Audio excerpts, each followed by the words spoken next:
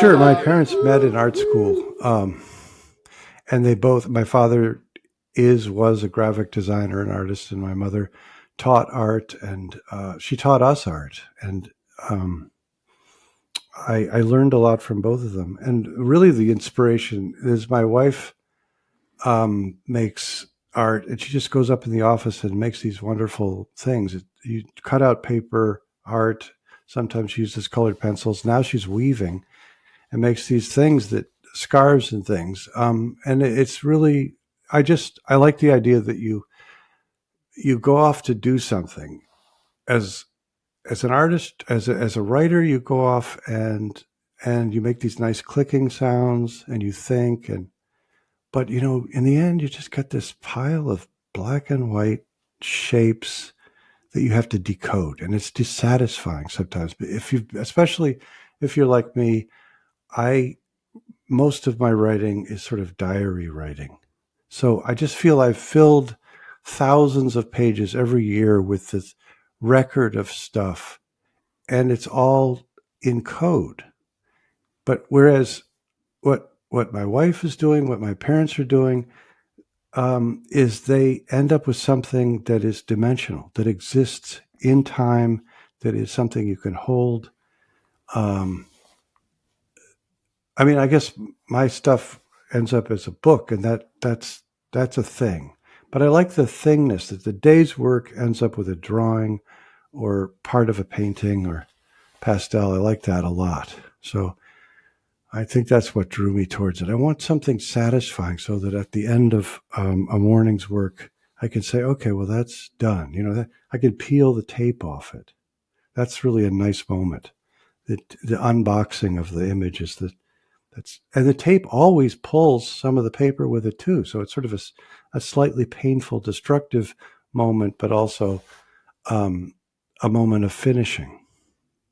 So I want to ask you about talent, because you do have some genetic predisposition to visual art because your parents are both visual artists. I think that the work that you present in Finding a Likeness, especially as time goes on and you've been practicing for years, gets really good. I find your art to be wonderful. I mean, at least by my standards. I'm not an expert on visual art, but you're really gifted. No.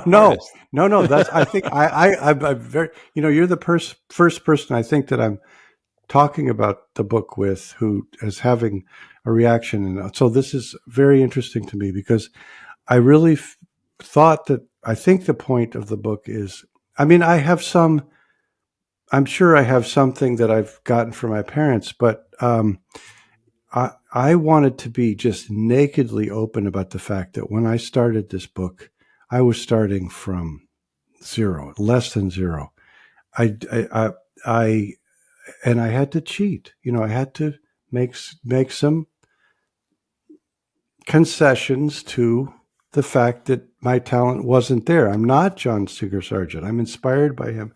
My aspiration, in fact, is not to become a serious artist, but to learn more about the world than I can learn by doing, say, photography. I love lenses and I love gear, there's all that fun stuff. And actually, I love just taking pictures with an iPhone.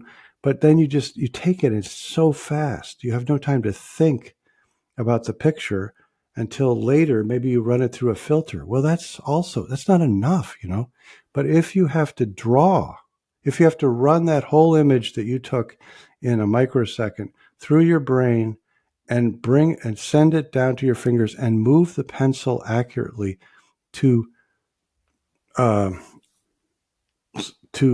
imperfectly recreate what you're looking at, you are really thinking. Every leaf, every twig, every couch, every nostril, you're thinking about that image. And that's the thing. It's a learning process. You're forced to look at the world.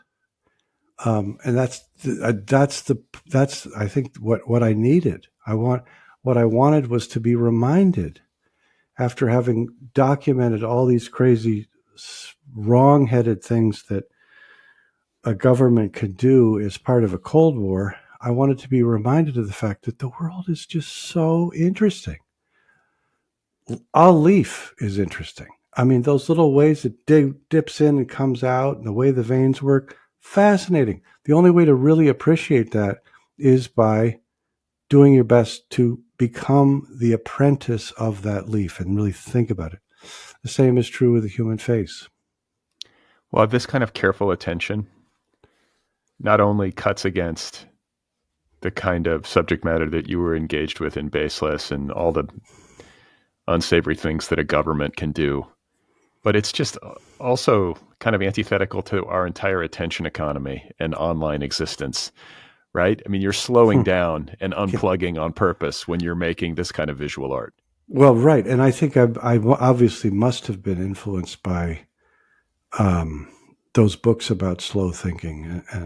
There are different states of attention. We all know this, and scrolling is fun, and I do it a lot. But it is useful to be slowed down and to have to erase, have to redo, have to rethink. And then finally get something that looks satisfyingly like what you're looking at. There's just an explosion, a slow explosion of pleasure that grows with that activity, I think. So let's get to the beginning, like just to try to give listeners an idea of where you started to, on this course of self-education in trying to become a proficient visual artist. I think there were YouTube videos. I was interested to learn that you were looking on Pinterest a lot. Me too.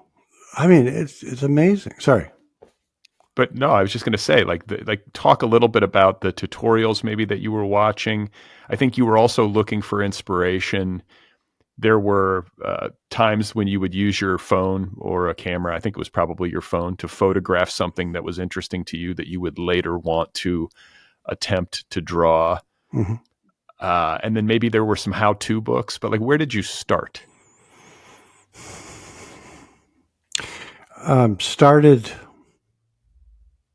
Well, I've always liked taking courses, and so this idea first hit me, and then when it fluttered away, I think it was 2016. I thought I could take a course in oil painting, and then it just sort of went away because I'd seen a couple of really good sort of modern figurative oil portraits, and I was startled by it. But it was really when I got the go ahead from the publisher to do this, and this is really what I like about writing. Actually, is you pick something, you say, I want to write about. Let's say for the New Yorker once, I wrote about liquid crystal screens. I want to go to Korea and see the factory where they make the LCD screens, the TV screens, and they say, okay, and then you're on the hook to produce a piece about it.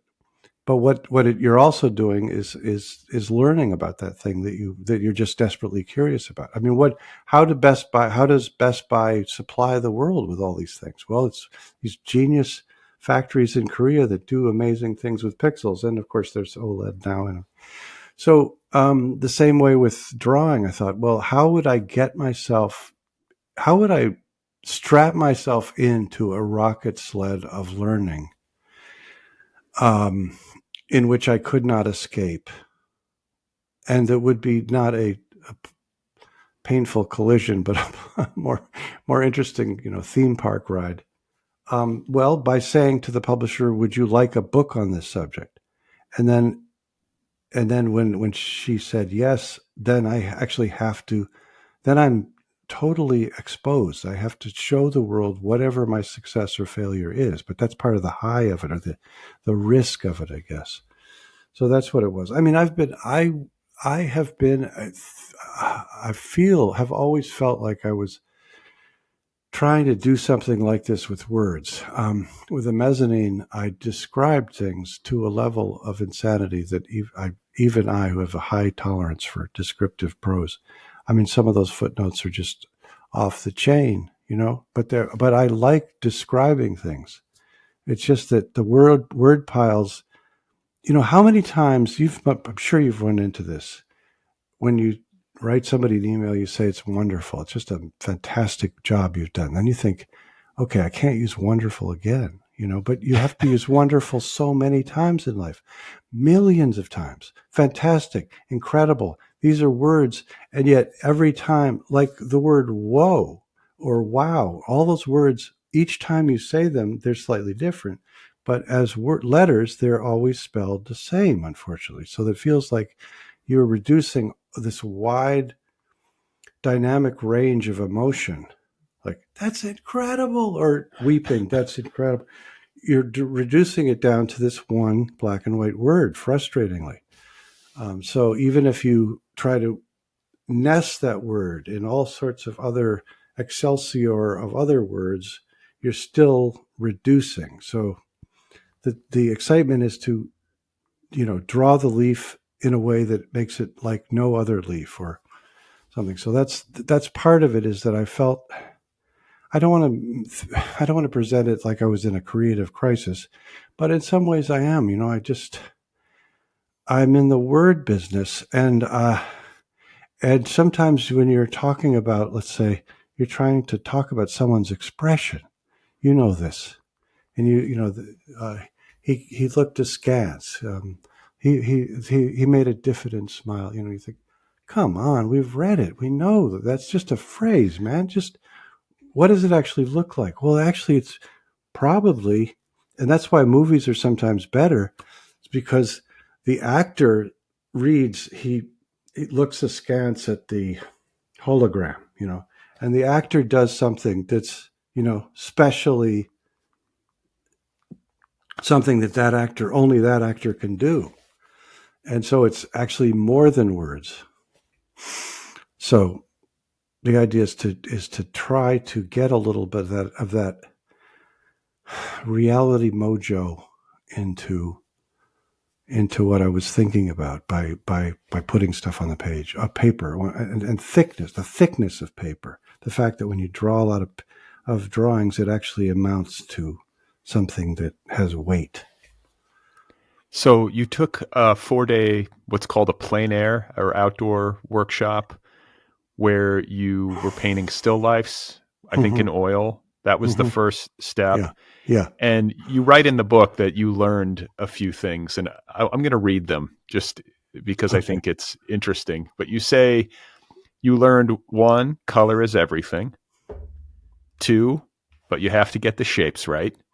3, shadows are shapes. 4, paint is smooth and it wants to blend. 5, it's not going to dry for a long time. Oil painting is very challenging, right? It is so. I didn't know it was that hard. I mean, it makes going to a museum after you've tried it yourself all that much more thrilling, because it really is hard. There are basically 2 approaches, and one is the approach where you accept that the medium is going to be squeezy and mushy and wet the whole time you're working on it, and you nudge things in with artistic verve. And the other way is to do a layer and then basically become Rip Van Winkle and go to sleep for a while and come back 3 weeks later and add another layer.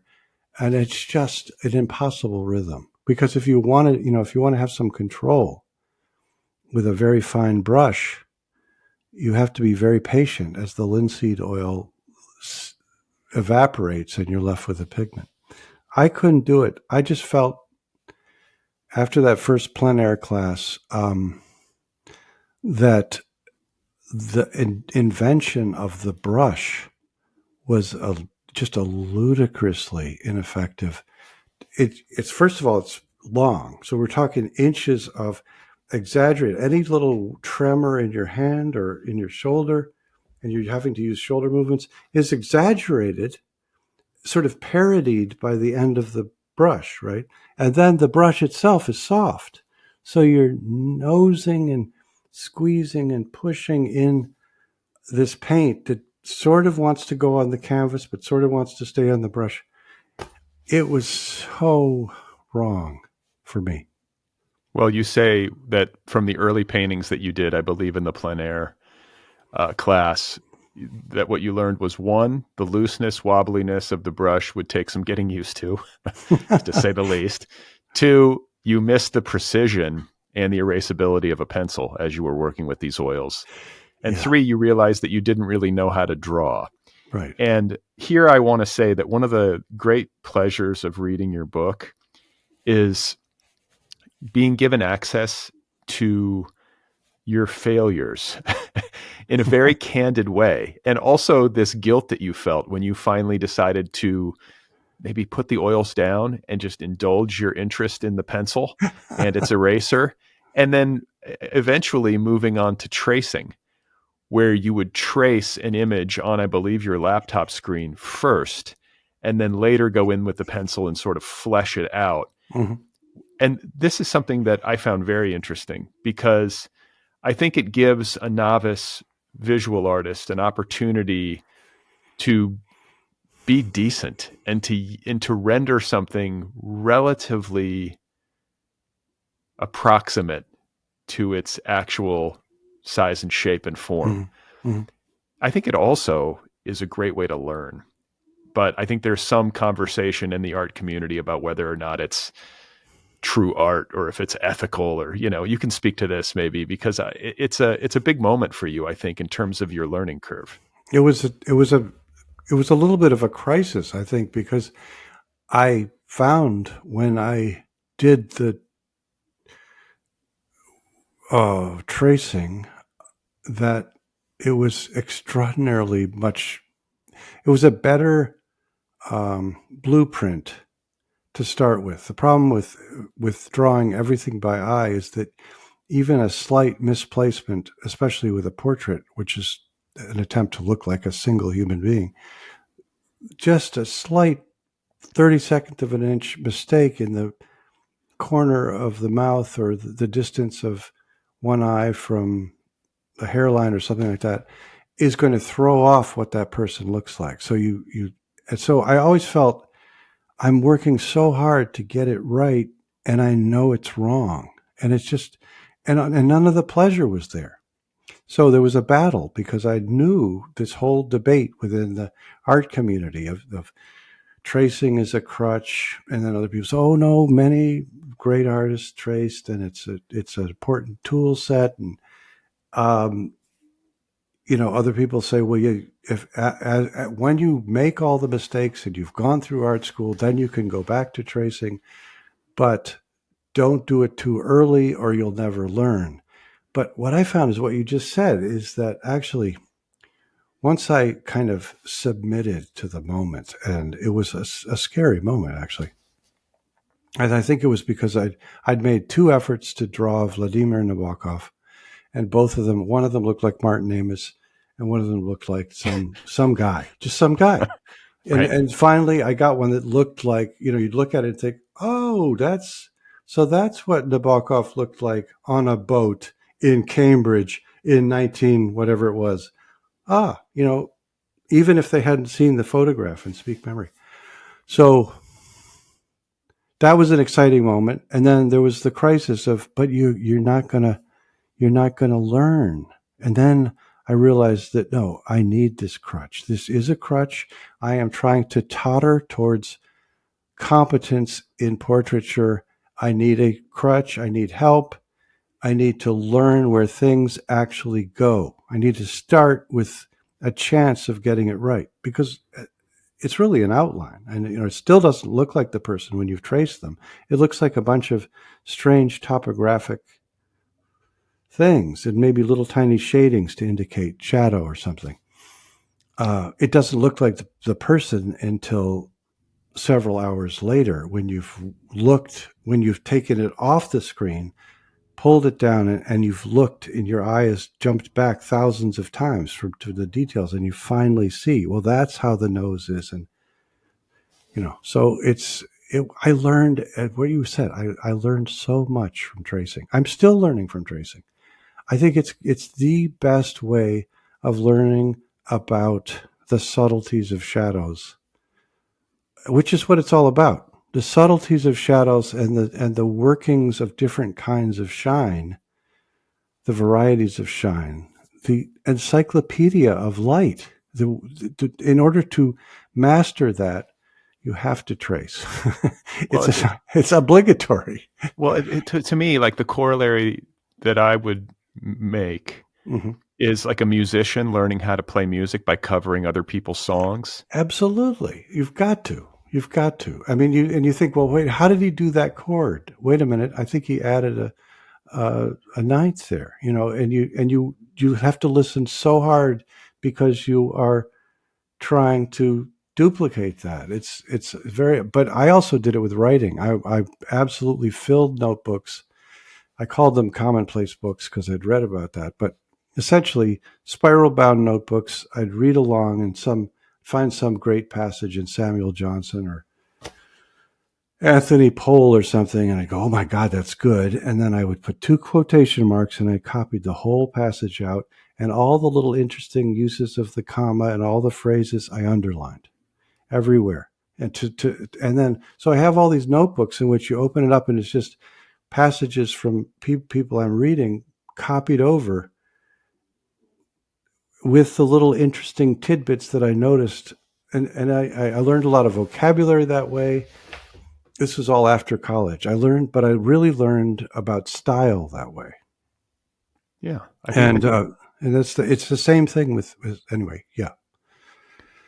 Well, I think that it's something that most writers do in one form or another. Most artists do. You copy first in order to learn how to, kind of find your way to your own style. And I think that when it comes to visual art, there are some rare prodigies out there who have a preternatural gift for freehand drawing that is incredibly accurate. And they can do it. Just like there are some musical people who can pick up an instrument and learn how to play by ear. That happens. I love that. I revere that level of talent. I love that people like John Singer Sargent can do a charcoal portrait while he's having a conversation with the subject, while he's laughing and he or she is maybe looking around, but his mind is able to hold enough of the little uniquenesses of that face to come up with a really lovely charcoal rendering that he then hands over, and they hand him 50 pounds. I love that. I love the brilliant guitarists who can take a riff and then just put it through 5 key changes, but also just find all the secrets in that riff, because there's things to be exploited, in that melody that I'm not there. I'm not even pretending to be there. I'm not trying to be there. I'm just trying to understand more about the people who are there by doing it, and also having fun. I want to have fun. I want to have fun myself. And I'm telling you, drawing by eye of human faces is not fun for me. Drawing trees by eye, drawing mugs, let's say a mug, loads of fun. Drawing a car even, it's going to be a little off, but and it's not going to look like a Camaro. It's maybe going to look like a GTO or something. Little mistakes. But drawing a face is so frustrating when you've worked so hard and it just doesn't look like the person. God, is that irritating. And the whole idea of this project was therapy. So the idea that I was creating more unhappiness was obviously, it was time to make a change. And that's what I did with this. With tracing, first with a proportional divider, which is a sort of Renaissance machine of measuring, but that didn't work. Then tracing. And then I had a couple other techniques later on. Well, I've tried this. I think most people at some point have tried to draw a face from a photograph. And my experience squares with yours. Very frustrating. Yeah. Because of the precision required. in order to render it properly, and how the slightest error in distancing between nostrils or eyes, like eyes always screw me up. Like the distance between eyes Mhm. is wrong. And then you're Mhm. just like, it doesn't look like them, or it looks like some really goofy, like approximation of them that is just not satisfying at all. Mhm. And by tracing and getting this rough sort of blueprint for the drawing, you at least have those fundamental distances and shapes in the proper place. And Mhm. then from there, you can overlay, and that gets fun. I think that's where you found the joy in Mm. being able to yield an outcome that was close to the mark, or at least close enough to keep you going and keep you having fun. Oh, For yeah. for people listening, because we've talked about this tracing process, I want listeners to walk away from this conversation with at least some instruction on how to actually do this. Sure. Can you talk about the process of tracing? Like, what kind of paper did you use? What kind of Sure. pencil? How you taped it to your computer screen? How did it Right. work? Well, I learned about it. I knew about tracing, and I'd actually, tried when I was in that painting class. I used something called transfer paper, which is essentially just like what was it called? Anyway, it's a paper that when you press down, it leaves a mark, so you can press down over a photograph and get a line drawing underneath on a piece of blank paper. So I knew about that, but what the revelation was, this woman who, very talented fashion illustrator. She said, "Now I'm going on Instagram." She said, "Now I'm going to reveal my secret, my drawing secret." She said, "Everybody does it, but nobody talks about it." So I sat up to that, and then she showed a picture of putting a piece of drawing paper over her computer screen, and it was over a picture of a model, because she draws models. She's a fashion illustrator. And then you watch her pencil just outline, just touch in where the sides of the eyes are and everything. And of course, that's the way to do it. You don't need a light table. You don't need any fancy kind of tracing paper, anything like that. Just take the drawing paper. We've got this beautiful screen. These screens are miracles of engineering. They're pumping photons at us. They can make it through that mash of paper stuff, squash dried paper, and give you an image. It's actually a very interesting image because it is impaired. It's slightly befogged.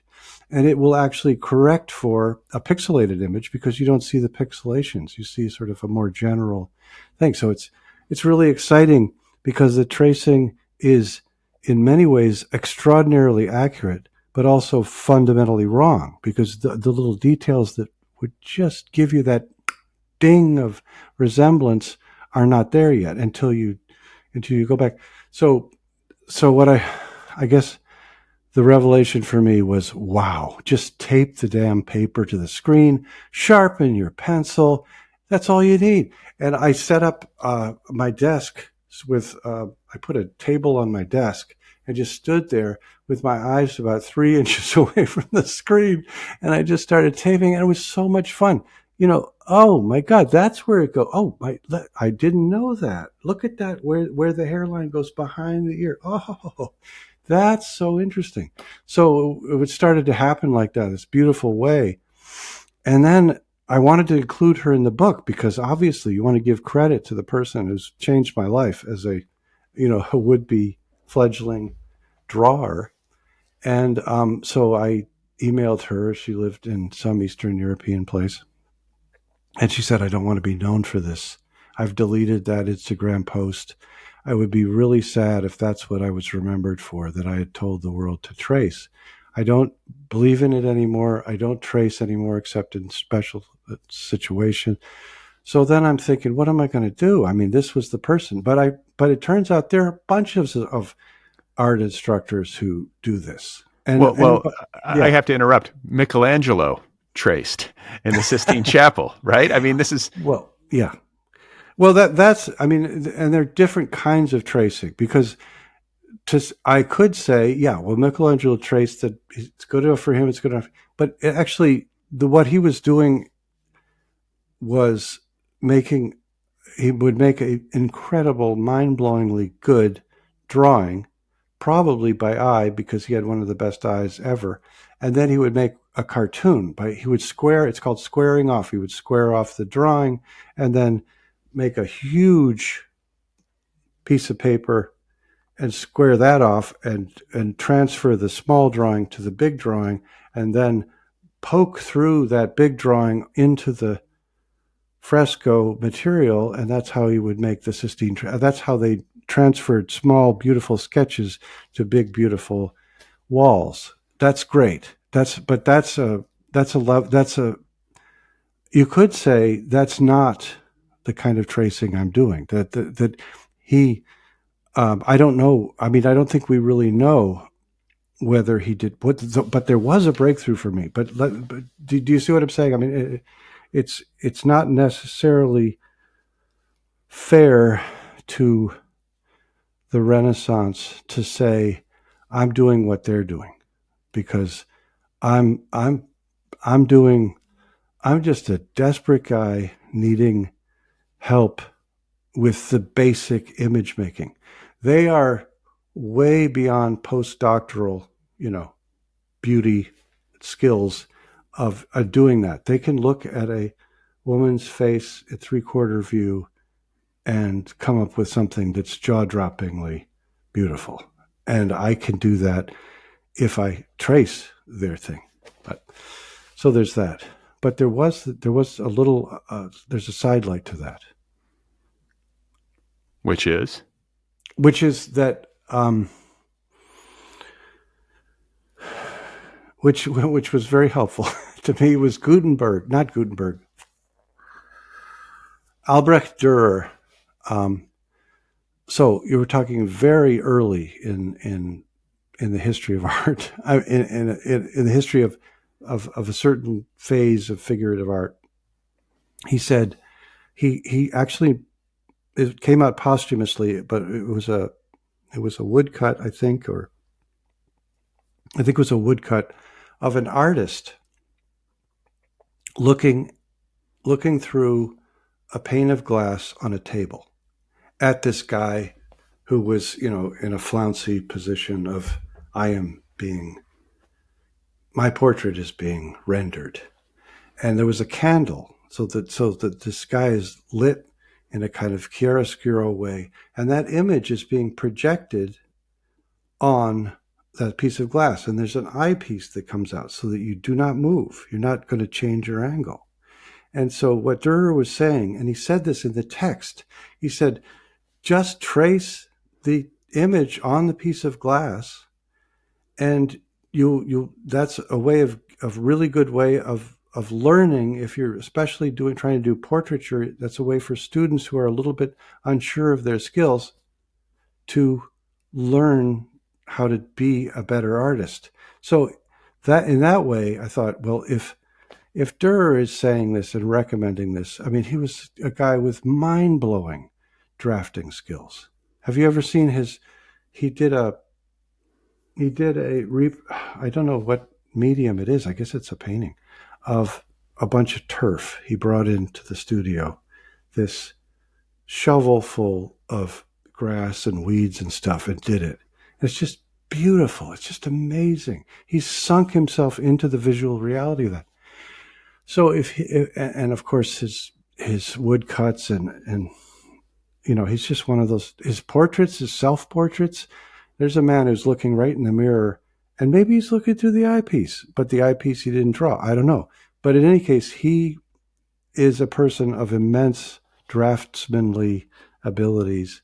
And he's saying, if you're trying to learn this business, trace it on a flat surface and keep your eyes still. And that's essentially what the computer screen does for us in a somewhat easier way, because all you need is a strip of tape. So what kind of paper? Any kind of drawing paper?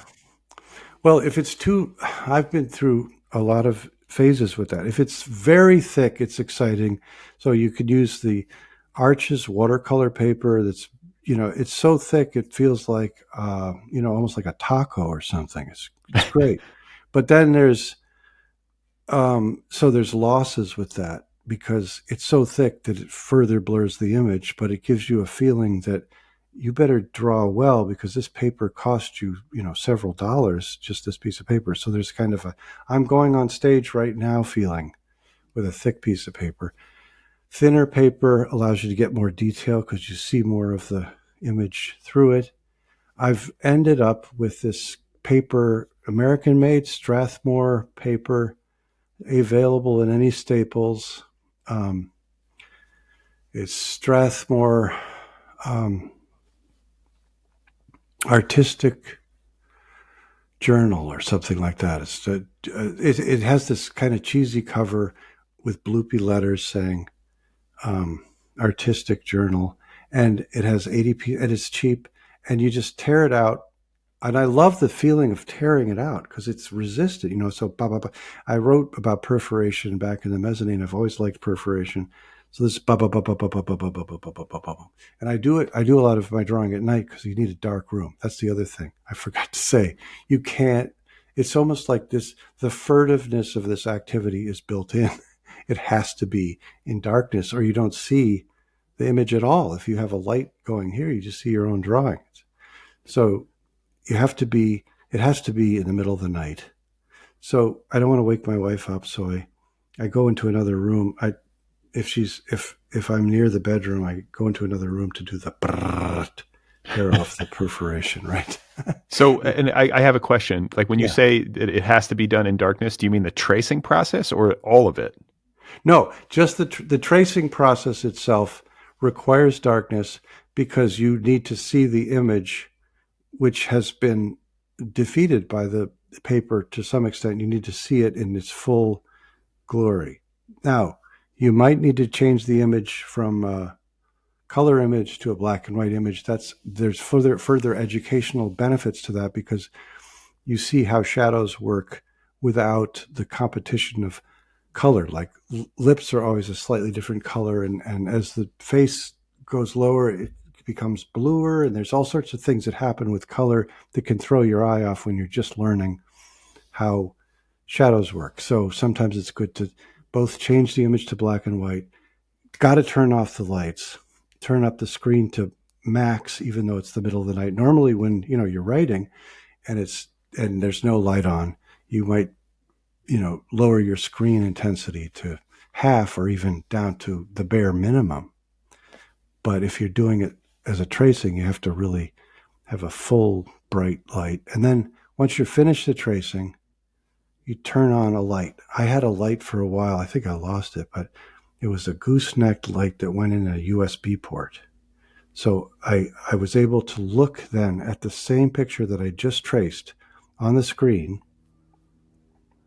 but I had the spiral artist notebook on my covering my keyboard, so I wasn't going to get any, strange, unexpected results from the keyboard. And then my eye could just go shuttle back and forth between the source image and what I was the version of it I was trying to finish on the paper. And that's essentially how I did hundreds of drawings, standing up a lot of the time. And with enough light so that I could see the difference between a hatch mark and a smudge mark. They're virtues of both. And when I'd overdone it, and when I had to move back, maybe erase a whole part, a whole passage. That's the basic idea. Yeah. So what kind of pencils do you prefer? Oh, another thing this wonderful woman, fashion artist, said early on was, there's a box of pencils. She gave the name. She said, it's only $7 on Amazon. I ordered it. And it was all the gradations of pencil. It's like learning how to play the organ or something. You have to know the pencil gradations. You have to know the really fine, light pencil marks, and then dismiss them entirely. And then you have to know HB, which is the center of your world. HB, perfectly balanced, and then 2B, 3B, 4B, 5B, 6, dark, progressively darker. But you can actually get by just with an HB and a 2B pencil, which is 2B gives you just a little dark. So when you're doing things like, there's a crucial part when you're doing people's faces to make the face kind of have a dimensionality. You have to darken just below their ears where the hair is, or if there's a shadow there. It's somehow important. I don't know why, but you need maybe a little bit of a darker pencil. But the main, okay, time walk. Now you've gotten me worked up. This is fun though. Thank you for taking such an interest in this book. It's so kind of you. I want to say that I said I found this mechanical pencil. Okay, that's much finer, and it's self-sharpening. So you're getting a finer line. It's a unique Kurutoga, Japanese-made thing of beauty. And you can put all kinds of leads in there. You could have an HB lead. You can have I put in a very, very dark lead. And you can even get a pencil, a Kurutoga pencil, which has a 0.3 lead, unbelievable. So much so that once I stepped on a fallen lead and it jammed right in my foot, it's like a needle. I mean, it's so sharp. And if you try to use Arches paper with this needle-like pencil, it will break just constantly. You have to get in the rhythm of, clicking it forward, break, clicking it forward, break. So I guess the moment for me was not just, the moment for me was the rediscovery of the pencil, because I've for years thought, these poor pencil makers, who cares about pencils? Do I want to write in a pencil? I know Nabokov said, I have to have a number 2 pencil. That was silly. No, you want a pen, some kind of a pen, not only ballpoint, now there's gel pens, but it actually turns out that there's still a whole ecology of the pencil, and there's a tremendous variety of erasers, kinds of erasers, kneaded erasers and various plastic erasers. And then there's a whole panoply of pencil sharpeners that do things differently, that have different ways, very long sharpenings. So all that stuff has been part of the fun of it, is to realize that as one guy I interviewed and put it in the book, this guy who paints trees. He paints oil paintings of trees. I said, "What's your favorite pencil?" He said, "Aha, it's the Ticonderoga number 2 pencil." I thought, what the hell? The one that we took the SATs with, that pencil? It's the old standard. The standard yellow pencil. He said, "It's got the best eraser in the world." I love that.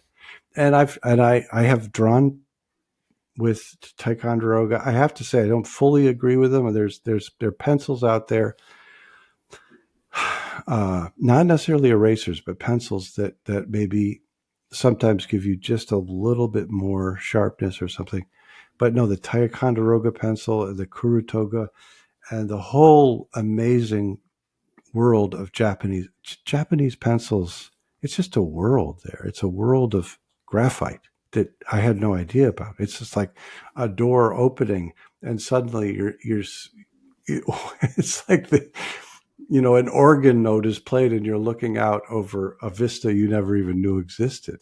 That you thought it was the lost world of something that nobody needed anymore. And it turns out that you need pencils desperately, even if you're an oil painter, pastelist, watercolor painter. You need that moment of precision. You need to start by thinking through, what's not called bipedal, what is it called? The opposable thumb beauty of actually just being able to hit that perfect place in the paper. You can't do that with brushes. Right. The detail of the pencil is I think the fun of it, right? It affords you the ability to be so precise. And you get down into those little really fine lead pencils, and you can do incredibly intricate detail work. I mean, that's like the bristles on a cat's face or in somebody's facial hair. I mean, this is the stuff that appears in a really good pencil drawing. Right. That I guess if you're an incredibly skilled painter, you can find some way to do, but it seems like it's easier anyway to do it with a pencil. And along these lines, some of the things I would notice in your book as I looked at your drawings in their progression over the course of the book is how you did get more skilled at rendering small details. And there are things like smudging, cross hatching.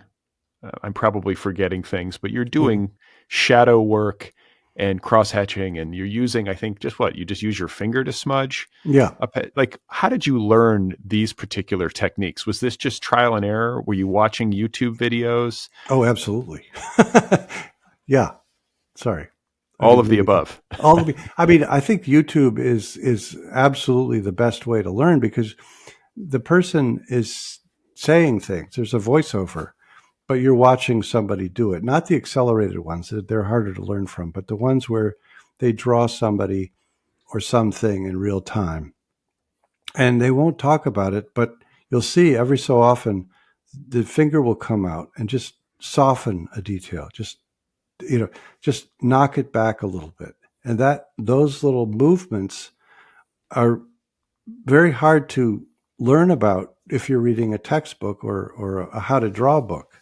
I mean, they might have a thing on finger smudging, but actually it's just sort of a constant process. And a third at least of drawing for me is erasing. So the rhythm of how you do it and then mess up and then erase it to a smoother contour and then kind of fuzz in what looks like the original line but isn't. That only happens in real time. So you watch these really amazing. Here's the real place that you start to get to learn stuff is the charcoal artists. And the charcoal is, I thought I'm never going to do charcoal. It's like listening to fingernails on a blackboard. It feels bad. It hurts it makes that sound. It transmits a scratchy feeling. I love charcoal now. You get a good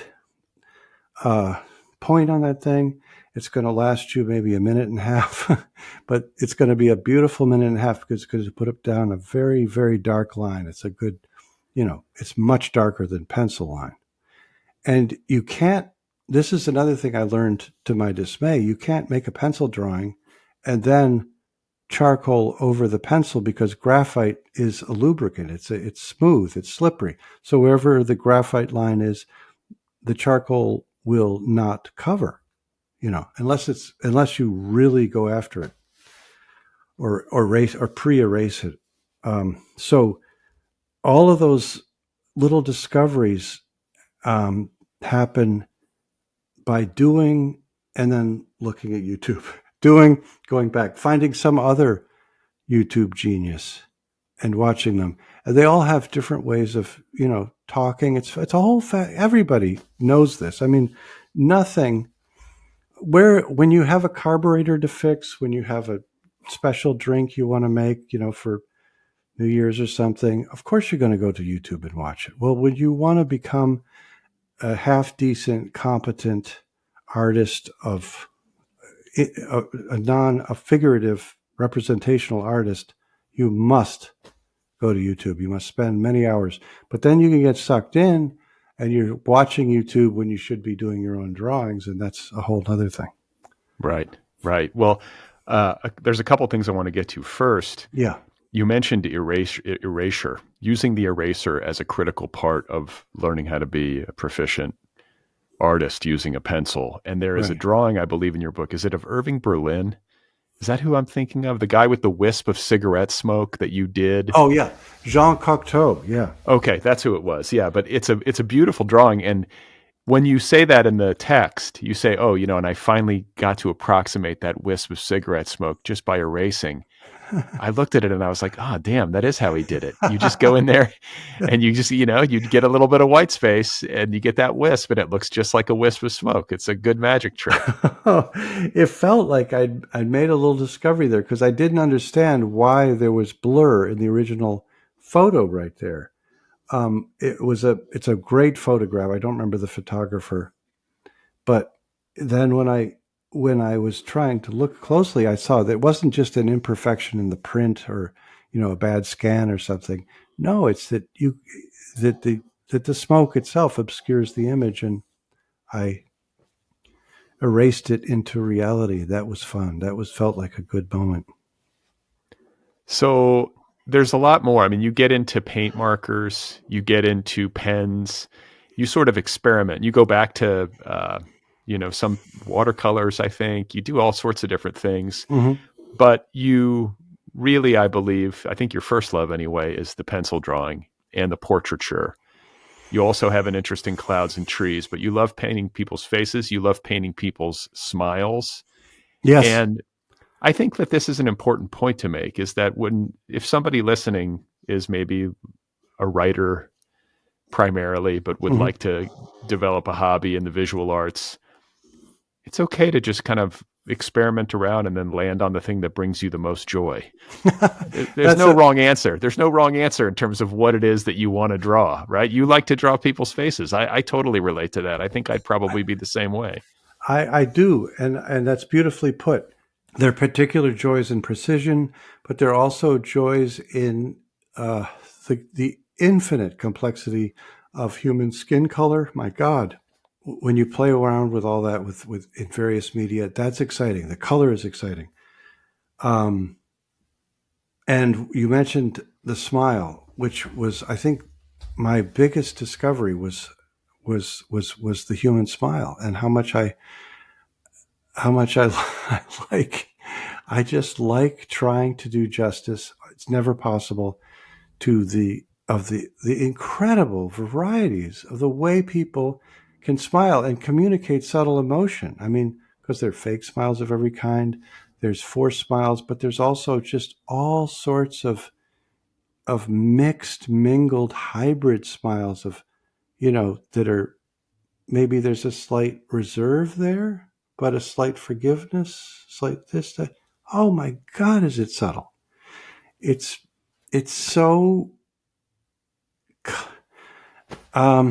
So that's been the real joy for me, is that I'm actually having the privilege of doing justice to a single person's very complicated smile. That, I think, is the biggest thing for me. And I still feel it. And sometimes it's charcoal now and not pencil. I've gotten into ballpoint pen. It turns out that the old-fashioned Bic pens are better than the new gel pens for catching the subtle tonal differences of a smile. Up here, it doesn't notch in a hard way. You have to let that light come in, and then it darkens. Mustaches are, boy, I mean, that'll kill you. Some of those mustaches, the Mark Twain kind of things, the waterfall mustaches, because you have to imply the lips underneath. Beauty, so hard to get. Just simple, Instagram person, obviously a beautiful person, male, female, obviously they're doing her thing because they're beautiful. It is so hard to get that level of beauty on the page. That's the massive challenge and excitement. And the smile is part of it. It's the key, actually, because it involves, all the other things, the slight differences all over the face too.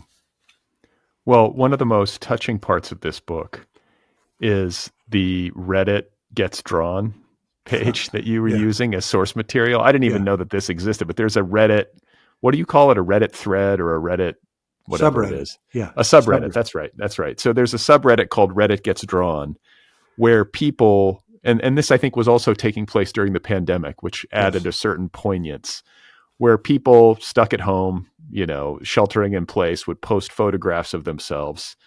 And then artists would use those photographs as source material, would draw them, and then post the results. Right. And this became a kind of ritual for you and a way to connect in an odd, beautiful way. In fact, I think you say at a certain point in the book, what a simple, beautiful transaction. They share a photo, you draw it, post it, they say thank you. Just a lovely all-around human exchange.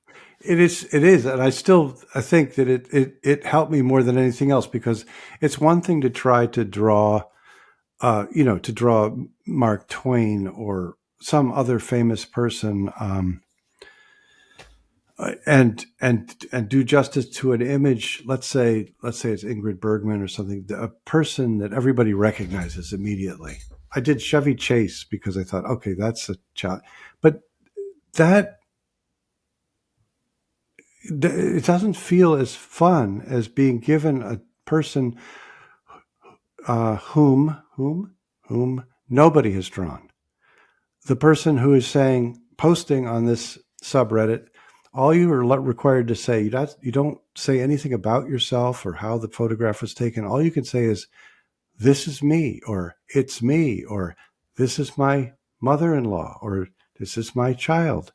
And so somebody like me looking for people to draw looks through and says, that person deserves to be drawn. That person has, well, it doesn't even, that sounds wrong. That person hasn't been drawn enough times. So, because some people, obviously, a person who's, practically a professional model is going to be drawn tons of times. Reddit is filled with people who are motivated by beauty, but let's put it that way. But some people don't get drawn, or they only get one or two drawings. And so I started to feel that my role was to go and find the people who hadn't get drawn and find what is beautiful about their face, or what is complicated and interesting about their face. So that became sort of my little mini crusade, I guess, is to go back and find the ones that maybe need more drawings. I also did ones that had a lot of drawings, but when I just thought, well, I have to draw that person. But Reddit is many things. I mean, it's an enormous conglomeration of human beings. Some of them really quite repulsive, and some of them wonderful. But this place removes all of the Redditness, and it's just a person standing there saying, this is me. And my job is to come up with something that when he or she looks at it, says, oh yeah, that is me. And it's a beautiful transaction. It's a beautiful, simple transaction in which both sides benefit. But because somebody gets a drawing that they, I remember some woman was a drawing of a husband and a wife and a baby. And I did a loopy drawing, and then I did a watercolor loopy drawing. And the wife had posted the picture, and she said, you made me, I can't remember what it was, you made me feel pretty again. Oh. And, I thought, well, and the other thing about the whole COVID stuff was the masks. We weren't able to see human beings, but these Reddit drawings, they took off their masks a lot of times. Some of them had still wearing masks, and that was kind of interesting. But I drew my son in a mask, for instance, bandana kind of thing, but took off their masks, and you're looking at their face the way it was pre-pandemic. That was good. Yeah. No, it was lovely. And it made emotional sense that would have been happening during the pandemic. I'm kind of sad I missed it. Like even just as an observer, just to peruse the drawings must have been cool. Like I'm sure it's still there. Oh, it's still there. It's still going strong. And, I posted a drawing just I guess it was last week. Yeah. So we're almost out of time, but I want to try something. I want to try to do like a lightning round where I will share with you, like you get to the end of the book and you talk about things you learned over these years of drawing, things you learned in the process of writing the book. And I'm going to read them to you one by one, and then you can respond quickly, like to each one. And because I just think they're worth sharing for people listening. The first thing that you say you learned is that drawing is knowing. There's no other way. If you have to reproduce something it's just it's sort of like you're teaching the paper that image. So it's like teaching. If you want to learn something, everybody says you teach it. If you want to learn about a person, become curious about that person, have some insight into their emotion at that moment, you draw them. The second thing you say is there are many living artists who are doing beautiful work. We may be in the midst of a revolution of taste. Yeah, I would recommend people go on Pinterest and just poke around and follow their interest. And Pinterest is I had no idea. I never was on it before. It's there are lots of beautiful look, there are a lot of technically proficient artists who unfortunately haven't figured out what to use their immense abilities on. So they make poor choices. But they're also I discovered this artist from Australia, Judy Drew, who just does these pastel drawings that are really breathtaking.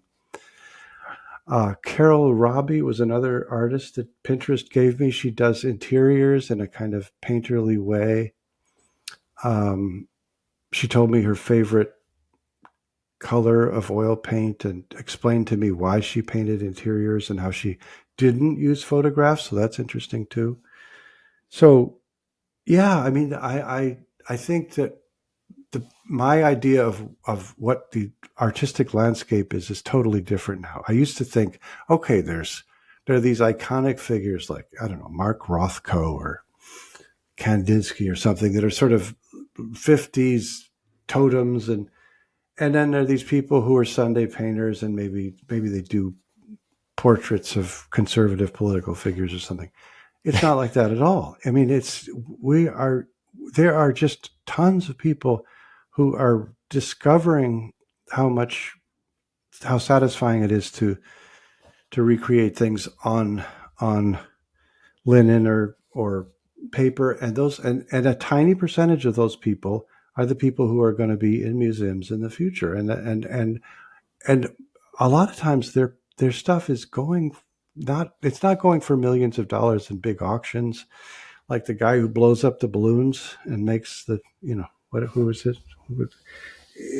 They're selling for $6,000 or something a painting, or maybe there's a cloud painter that's in my book who just paints these enormous fluffer monster beautiful clouds. He's from Seattle, I think. And I think his paintings go for $23,000. Okay, that's a lot of money and a huge amount of money but it's not $23 million the way the kind of artists that are part of the modern scene, the big galleries in New York and LA, those are ways of parking money. That has to do with financial assets. That doesn't have to do with art. We have a lot of really great artists now who are just teaching us how to see the world and teaching us how to feel pleasure in the shape of leaves and the human figure, and who do this in a fresh way, who are doing stuff that maybe they couldn't do. Maybe Bouguereau, maybe Fragonard, couldn't do this. Maybe it's now. Maybe it's happening now.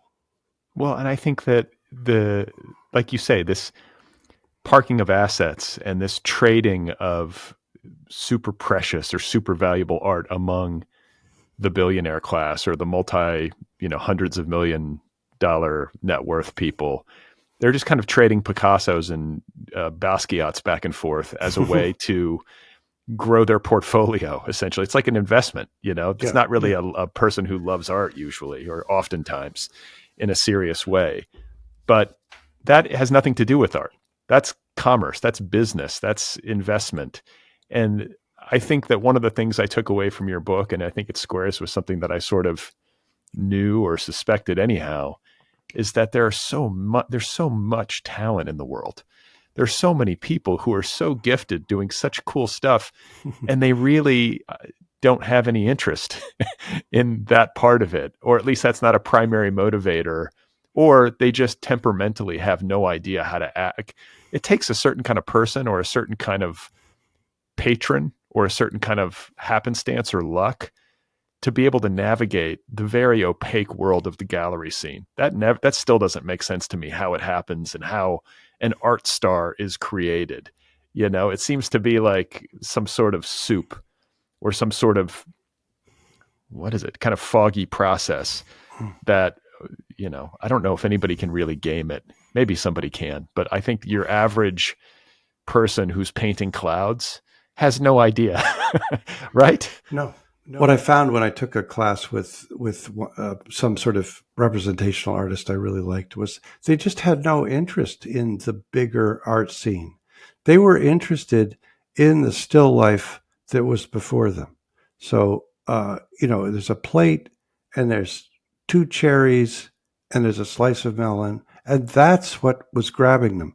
And whether or not such and such Sotheby's auction reached the minimums or exceeded expectations or anything that people were doing in the larger world of buying and selling, what trendy museums were putting on the walls, totally uninteresting to them. They had made their peace with the fact that they were not going to necessarily be the celebrated artists of the day. Didn't matter, because they had that plate, they had that slice of melon, and that was that's what they wanted to look at. Yeah, and they had the pleasure of being able to render it, and that process is the pleasure. Yes. And I think that's the salient point. And it's, I think people writing could do well to remember it. All of us who engage in any kind of artistic practice could do well to remember that it's the practice itself that is the real driver of joy, and the rest is sort of window dressing. So the next thing that you say in terms of your learning curve that you took away from the process of writing this book is that the human face is an infinitely variable, one-of-a-kind kinetic marvel. You've touched on this already, but I mean, it has to do with the smiling, all the things that tracing and then looking at these photos and trying to render them with exactitude has taught you. The face is pretty incredible as a subject matter. And would I have known that? I remember trying to draw my sister as a kid and thinking, and obviously making a hash of it, and it was a failure, and thinking, this is not for me. It is worth doing. And I know it's worth doing because I try to draw a smile and I get closer. And at some point in doing the smile, I find that I'm smiling madly. I have an insane smile on my own face that nobody's ever going to see, because I've sort of half succeeded in maybe getting closer to rendering the smile on the paper. Just so complicated and fascinating. Every human being, think of it, every human being is visually different from every other human being. And our brains are so subtle that we can detect that difference. It's probably half our gray matter is devoted to reading the tiny little musculatures and morphologies of the human face. I don't know the neurology of it, but obviously we are brilliant at that, at looking at a face and saying, I know that face, I don't know that face. That face is related to me. That's my mother. That's my father. That's a miracle. And so drawing teaches you what a miracle that is, but also what a privilege it is to live in a world with all of these people who are just waiting to be drawn. Yeah. Well, and the next item on your list has to do with smiles, which we've talked about. You say smiles are hard to get right, but are worth trying. So we'll go from that to the next one, which is that everyone has some festive corner in the fun house of their soul. So what does this mean? Sometimes halfway through a portrait, you might even think to yourself, I'm not sure, I don't know if this person is necessarily, let's say you're drawing a couple. You say, I don't know if that guy is right for her, But then there's a sort of a moment later on of forgiveness where the person has, by allowing his or her picture to be drawn, has given me that essence of self. And it's not falling in love, but it's a kind of a feeling of just pure gratitude. And that is somehow related to the idea that everybody, and I know this sounds like I'm a grade school teacher and I have been a substitute teacher, but is everybody has something in them that is worth thinking about. And sometimes the only way to find that thing is by looking at them a long time. You have to meet their eyes. Think of that. That's what they always say. Meet, eye contact. Well, this is eye contact for, 3 solid hours, and I'm blinking, they're not blinking. It's kind of it's a way of getting to know that, understanding the sources of their humanity, the particularized sources is I guess what comes out of drawing them. So the next thing you say is it's enjoyable to draw wool hats and wavy hair. Yeah, yeah. Oh, I mean, you can understand wavy hair. Wavy hair, I don't have any hair, but wavy hair takes the light in the one wave, and then it takes another wave, and each time you have to imply the shine. It's so exciting. I suddenly understood why people who get into the hairdressing business do it. It's just it's this massive shapes. And the great thing about it from the point of view of tracing is the shapes can be a little less precise than the face. So you can kind of use fast gestures. You can do these things that are sort of like you are actually being the hair, I guess. I don't know. It's more forgiving. It's more forgiving. Yeah. And the hats, first of all, the hats confine the hair, but also the hats are woolly. Very difficult to do wool. You have to figure out all kinds of approximations. It's a blast to do woolly knitted objects, scarves and hats, buttons halfway through, buttonholes, fascinating. All those little challenges of fabric and of weaving are part of the joy. So the next thing you say is drawing feels private, intimate, autobiographical. Painting feels public. I've forgotten I said that. That's true. I think it's true. The fact that it's just you, an extension of yourself, one sharpened pencil, and you are doing the drawing in this kind of ultra precise way, fighting the moment when the pencil dulls itself, feels totally different when you paint a painting. It obviously takes much more time. It's going to cost more.